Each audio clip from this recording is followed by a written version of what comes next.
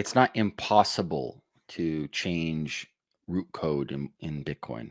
So it's been done in the past.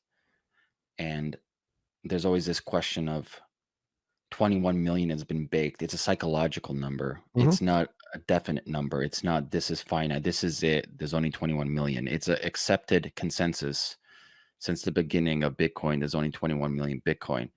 Do you ever foresee the possibilities of something similar to Segwit, at least in the conversational manner, in the future? Obviously, this is way, way in the future, where there is even like a 10% chance of possibly that gets extended beyond 21 million.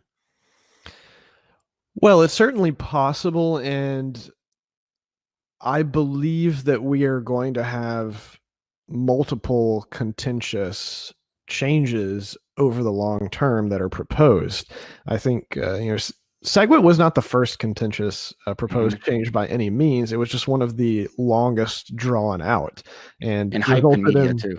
and it resulted in a ton of drama. That there were plenty of dramatic proposed changes in earlier years, but they were generally contained within the developer mailing list.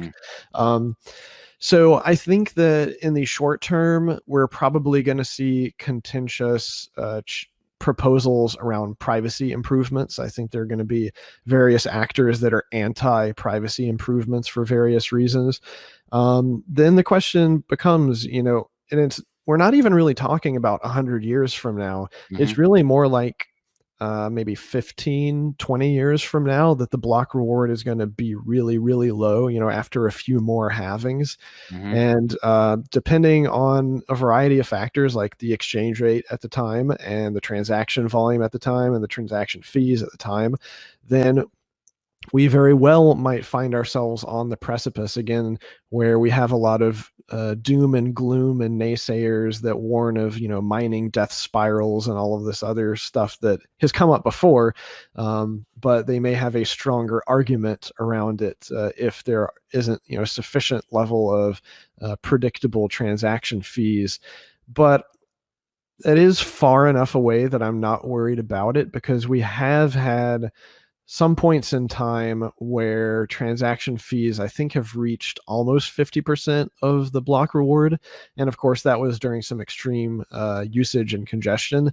But, we've seen that we've already gotten fairly close there. It's certainly possible. And I think that if Bitcoin doesn't completely die and collapse, then most likely we will continue to see more usage and more contention to get block space, which means more active markets that are bidding for block space in the form of transaction fees. And that's going to create good tension that essentially it forces people to be more judicious in their use of the block space. So it incentivizes innovation for people to use less block space in a variety of ways, whether it's through sharing transaction data with like coin join type operations and aggregating signatures together, and that's going to become a thing in the next year or two.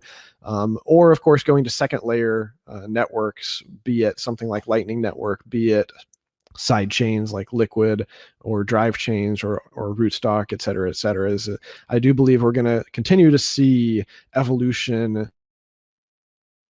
the economic incentives for people to become more creative in how they're using Bitcoin.